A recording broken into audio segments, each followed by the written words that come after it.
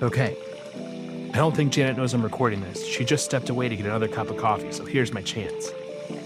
Hey everyone, it's Andy from the United Way of the Northern Shenandoah Valley. And yes, Janet, if you're hearing this, surprise, we're still celebrating the Valley Today's 2500th episode and this awesome community fundraiser you came up with. Here's the deal.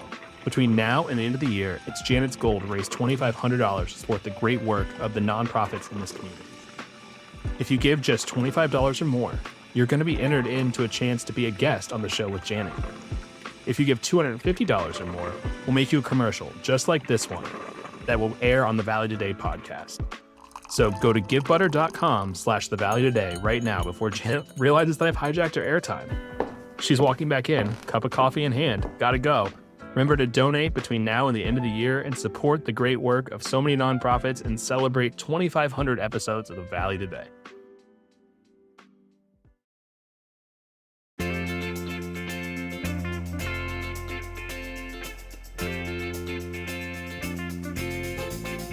Hello and welcome to the Valley Today. I am your host, Janet Michael. It is the last day of Camping for Hunger Week on the River 95.3. So that means if you're listening on the radio today, the bus is parked for now and ready to accept your non-perishable food and monetary donations at Royal Plaza Shopping Center. Station staff will be on the bus all night until early tomorrow morning when the bus rolls out to deliver all of your donations to Front Royal CCAP. Visit theriver953.com/campingforhunger for a list of needed items or to make an online donation. All week, I've been highlighting the need in our communities and featuring several nonprofits through conversations that I've had with them in the last few weeks. Have a listen. Les Sinclair, Communications and PR Manager for Blue Ridge Area Food Bank. Welcome back to Thanks. the conversation today. It's a big week. Yeah, it sure is. Lots of stuff going on with you all. Just so you know, full disclaimer, we're not trying to put you out of business with the food collection this week. Look, you know what? If we could go out of business, I think everyone would be happier. And I mean, be put out of business because they just don't need us anymore. Everyone would be happier. So when we talked last month, we were still in the middle of a government shutdown. I believe at the time we still were holding out hope that it was about to end, and it did not. It carried on for several more weeks. It is now over in the sense that people are going back to work, but it is not over from the sense that people still have needs. There are people that are in arrears of things. The airlines are still not back up 100%. There's a lot of lingering issues that are going to continue to happen probably through the rest of the year.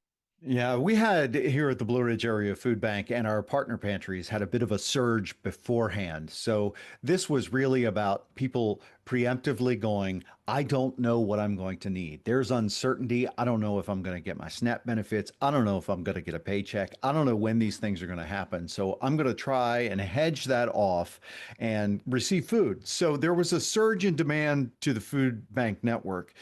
And I think that is going to linger for a while. This is my personal speculation. I think it'll linger for a while. And I say that because I think that there's still some uncertainty on how the SNAP benefits are going to get distributed, how fast that's going to happen, and the lingering economic impacts of the federal government shutdown on the federal employees. They're not making $100,000 or more. And even if they are, depends on where they live, that could still put them in the hole. And as I think you said, in arrears, where they're just trying to catch up.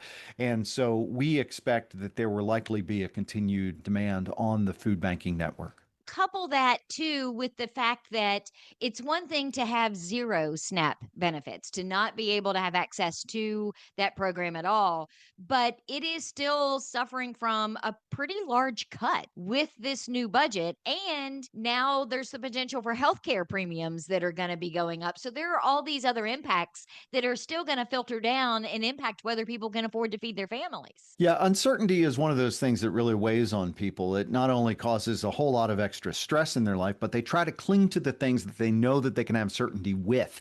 So if they know that they can receive food and that they can use their money for something else, heating or medication or childcare or making the car payment or paying the rent, if they know that they can do that, then the likelihood of them going to a food pantry or the food bank to make sure that they have that food is increased. The other thing that I think is really cool about our community in general is it feels to me like when we have these times of uncertainty, that's when people really step up. Even those that may be living in that uncertainty themselves, they think, you know what, I can do this one little thing, or I can help this one person.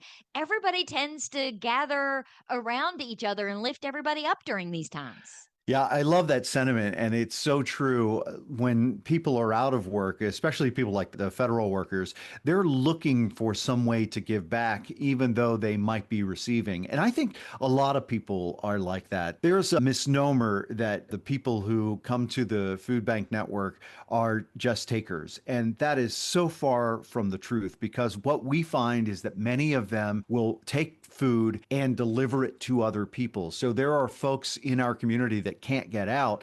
And we've got folks who are going to the food pantry, collecting for several families and then delivering that food to them.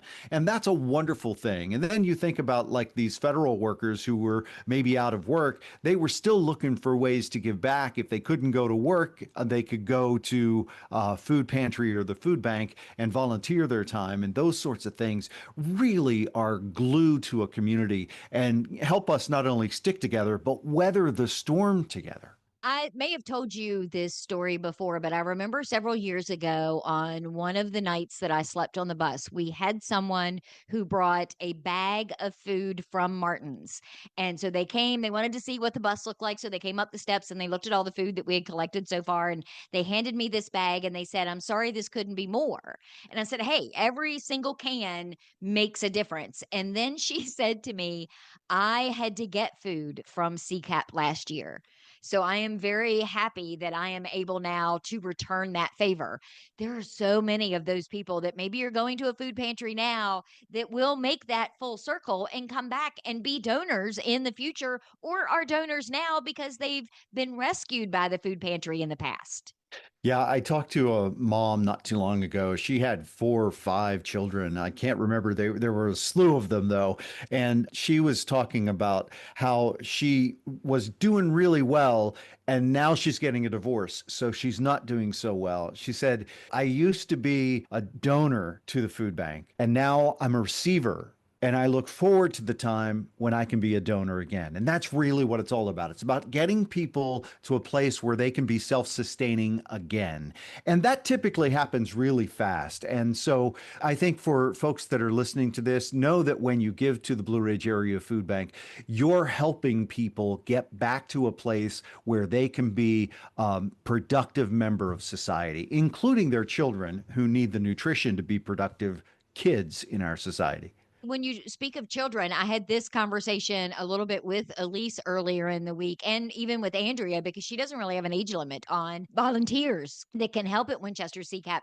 This is a great way to instill that in your children by volunteering with them to pack food or donate food. Let them pick out their favorite foods at the grocery store to make a donation to a pantry. Things like that are really impactful for kids at a fairly young age. And they're generally generous anyway, right? If you explain what's going on, I think children are more apt to go, oh, I don't have to worry about holding on to that. Where we adults worry about making sure that we have the money and the resources, kids are just going, we should give more to people. And so if they know that someone is in need of food, they would be more likely to share their lunch, so to speak. And I think that is one of the things that really make our donors special because they do that with their families. They do that with their children. Some of them make a big effort to do family collections, family food collections, and then they drop them off as a family to a food pantry or the food bank so that they can make this big presentation for the sole purpose of making an impression on their children that this is a thing that our family does. Andy, Gail, and I from United Way have this conversation all the time too. That I feel like there's a massive misconception out there that if you don't give a lot, it doesn't count or it doesn't matter. And that is not at all the case. place. Yeah, that's really the truth. Here at the Blue Ridge Area Food Bank, we're able to turn $1 into more than 3 meals. We can help provide more than 3 meals. So think about the money you might spend on a can of green beans at the grocery store. That might cost you more than $1. We, on the other hand, could take that single dollar and turn it into 3 meals. And we will couple that with the thousands of other people who are giving $1. And you think about that, right? If there are 2,000 people, each of them just giving $1, whatever they can afford. Maybe it's just $1. That's $2,000. That's more than 6,000 meals.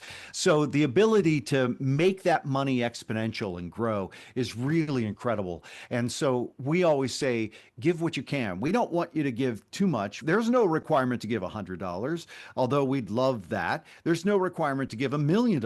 We would love that too, because we can put that money to good use. But if it's just a buck is good.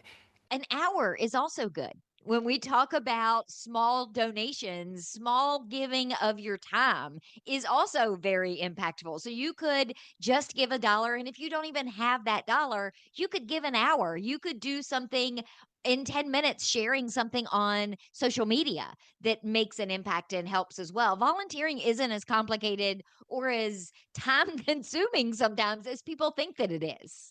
Yeah, that's a great point because this is the time of year when a lot of folks want to volunteer, whether it's with coworkers or friends or their family. In fact, the Blue Ridge Area Food Bank could not do what it does without the thousands of volunteers that commit their time to doing the sorting, the packing, the checking, making sure that all of this food is safe for distribution, making sure that we've got the break boxes packed so that the kids have what they need, and making sure that the reach boxes are packed so that the seniors have the food that they need.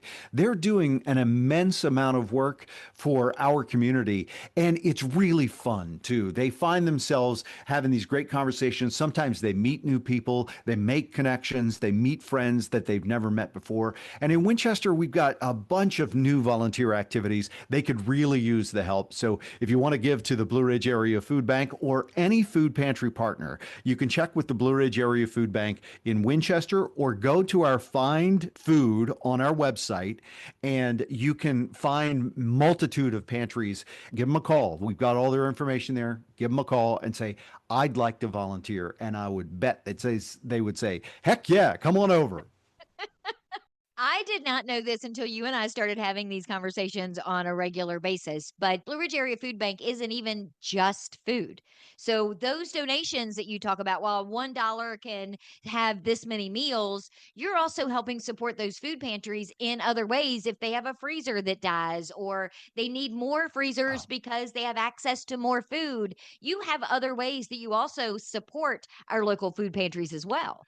Yeah, and a lot of people will wonder, can I give toiletries or feminine hygiene products or shampoo, that sort of stuff? And the answer is absolutely. We will gather that up and we make that available to either our partners or the folks who come in for emergency food boxes. So we want to make sure that folks know that that is available to them. But we have a program called the Partner Impact and Innovation Grants, and we spend hundreds of thousands of dollars every single year making sure that our partners have what they need so that they can continue doing what they need to do. We do outreach with some donors and try to get them to help sponsor things like coolers and freezers, and those sorts of things help us make sure that the work gets done in a community that needs it. So if there's a church pantry that is doing a lot of really good work and they want to amp up their health initiatives and they need a cooler to do that so that they can distribute fresh produce, they can apply for one of these, what we call pie grants, PII, pie grants. And if they get it, then we would buy them the freezer and we would bring it over and put it where they want it. It's really about making sure that people have what they need. And we can only do that through our partner network. So when they're strong, we're strong and the community's strong. Another benefit to having an organization as large as Blue Ridge Area Food Bank is that you also can maybe get people to say yes where they may not have said yes to someone the size of Highland Food Pantry or Winchester CCAP. You've talked in the past about these partnerships with Martin's, with Walmart, where at the end of the day, that loaf of bread is still good, but Walmart's not going to sell it anymore. They certainly don't want to throw it away. They may not have said yes right off the bat to an individual food pantry, but they'll certainly say yes to you. And then you can coordinate that with several food pantries in an area.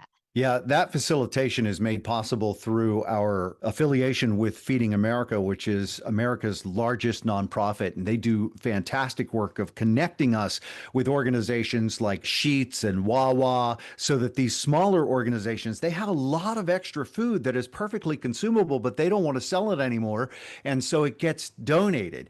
And rather than it coming to the Blue Ridge Area Food Bank and us having to sort it and turn it around and then ship it back out again, that takes time. So we have a thing called partner pickup, and we can connect our partners directly with one of these organizations, and they go on a regular basis to pick up this food. And it's an immense amount of food. In fact, the partner pickup is one of the areas that continues to grow when it comes to donations. So these corporate sponsors are getting a good tax donation for donating this food, and our partners are getting some really good, high quality food that they can distribute really rapidly out into their community. It's also a great example of another unique way to volunteer because these food pantries Yep. need someone who either has a van that can go and pick it up or can drive their van if they're lucky enough to own their own vehicle, but they need somebody to go get this stuff and bring it back. That's a simple, easy volunteer thing to do. Yeah, and more we need able-bodied people. A lot of the folks are volunteers, they're retired or they're working with a faith-based network, and we know that those folks are getting older.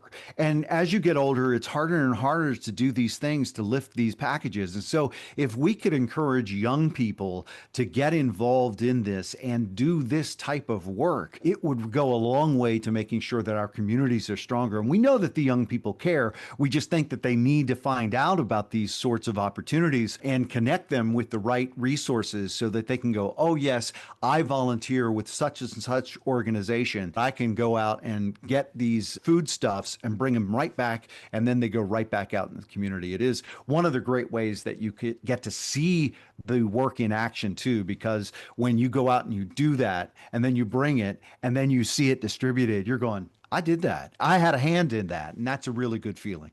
I feel like if you go and you volunteer for an hour, very much like you can triple the value of a dollar when someone donates to the Blue Ridge Area Food Bank. If you go volunteer and you tell someone about that experience, it could potentially bring them three more volunteers. So, something as simple as you giving an hour, having an amazing experience, and then telling three of your coworkers or family members or friends, hey, I went and did this. And oh my gosh, I can't tell you how really great it was. You have now probably gotten more volunteers for that organization, and you technically only gave an hour, but just that word of mouth has a huge impact.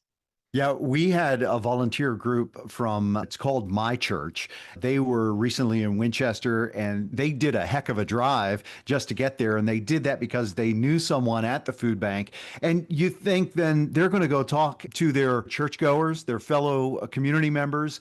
And hopefully that becomes this virtuous cycle where more and more people start to give back. And it doesn't have to be with the Blue Ridge Area Food Bank, it could be with any of our partner organizations, or for that matter, any organization that just simply needs volunteers. This is a time, Janet, when I think a lot of people are thinking about that as we head into the holidays. But the new year, people go, I really want to do something meaningful. Let me tell you, volunteering is something meaningful, and you will get more out of it than the people you're volunteering for. I promise you. And it's something that you can, again, do in small bites. You Yeah. don't have to say, I'm going to give up an entire Saturday every single weekend for the next 6 months. You can say, I'm going to give up a couple of hours this week and a couple of hours in 3 weeks, and it still makes an impact. Yeah, and when you join together with other people, you do it as a group and it becomes a really fun thing. Or do it solo and meet some new people. Either one of those things works really well, and I've done both of them.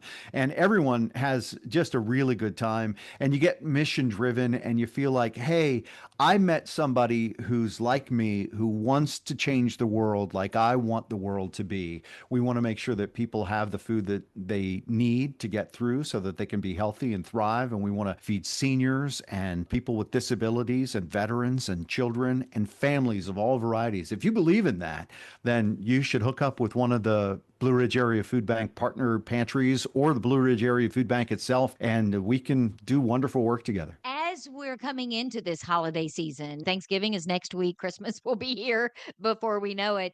This is a time where there are families that maybe struggled in August and September, but it seems more important now during the holidays that they have what they need to be able to celebrate these holidays with their families and not have a struggle. So if you are ever going to donate or ever going to buy something extra at the grocery store, I feel like this next month and a half to 2 months is the absolute best time to do it. This is a prime time, but Janet, I'll throw in too that hunger doesn't take a holiday. So you might be thinking about it now. This is a really prime time. We do get a lot of donations during November and December because people are thinking about the holidays and food. But in January, we're still going to need to help provide food for 171,000 people. And in February, 171,000 people again. And then March and April and May and so forth and so on. And so it's never ending. And what we really need is folks to remember that hunger doesn't take a holiday and that any time you can give either your time or your money. Any month, any day, any week that you can make that happen is a good day to do it. When you say 171,000 people, that's, and I'm going to air quote that nobody can see, a normal time. You throw in a Yeah. government shutdown, you throw in some sort of natural disaster, you throw in a blizzard, any number of other things, and that number changes dramatically on any given week or even any given day. Yeah, and things really changed. We here at the Blue Ridge Area Food Bank thought that the peak of the pandemic was going to be the worst we ever saw. It was about 141,000 people in a month. We thought that was going to be the worst. In fact, that's not even close now. Now we're averaging above that. And we've hit peaks of over 191,000 people. It's a frightening thing to think about, but it's the society that we live in. We're bifurcated in the economy, that there are people who are doing just fine, and they're doing just fine. God love them. That is great. We should all strive to be just fine. But there are other people who are not doing fine, and they're living on the margins. In Virginia, it takes more than $25 an hour just to have your basic necessities met. $25 an hour. And in Virginia, the minimum wage is like 12 something an hour. So it takes more than twice the minimum wage just to have your minimum basic needs met. Throw in a child, and that number goes up exponentially. So just think about that as you are doing whatever you're doing heading into the holidays. And if you can help now during the holidays or after the holidays, that's a fantastic thing too. Before I let you go, where can people find more information about Blue Ridge Area Food Bank? Should they start with your website? Yeah, the website's the easiest thing. You can give there. You can find out about volunteering there. You can find the partner pantries there. You can use the Food Finder if you need help or you want to give help. The Food Finder tool will help you find locations to either get it or give it. It's brafb.org, but if you simply search Blue Ridge Area Food Bank, you'll find it. Les, I hope you have a fantastic holiday, at least Thanksgiving, because you and I are going to talk again before Christmas. So we'll have to see how things are going closer towards the end of the year. I love it. And Janet, thank you and your team for everything that you're doing to help spread the word and let people know about the things that are going on in our community that really need a looking at. Well, that's it for us today, but the Camping for Hunger bus at Royal Plaza Shopping Center is still open, and it's the last day to donate. Early tomorrow morning, the bus rolls out to deliver all of your donations to Front Royal CCAP, so swing by today if you have something to drop off. Visit theriver953.com/campingforhunger for a list of needed items or to make an online donation. Thank you to everyone who has made any kind of donation this week to Front Royal CCAP or to any of the nonprofits that I've been highlighting. Even the smallest amount makes a big difference. And since everyone has been so generous, go treat yourself this weekend at Chris Kringle Market at Belle Grove. I spoke with Kristen and Paige about the event last week. Details for that are in the show notes at thevalleytodaypodcast.com. I will be back on Monday with Brady Cloven. He is the executive director for Friends of Old Town, to get all the details about shopping small in downtown Winchester. So meet me back here for that just a few minutes after noon.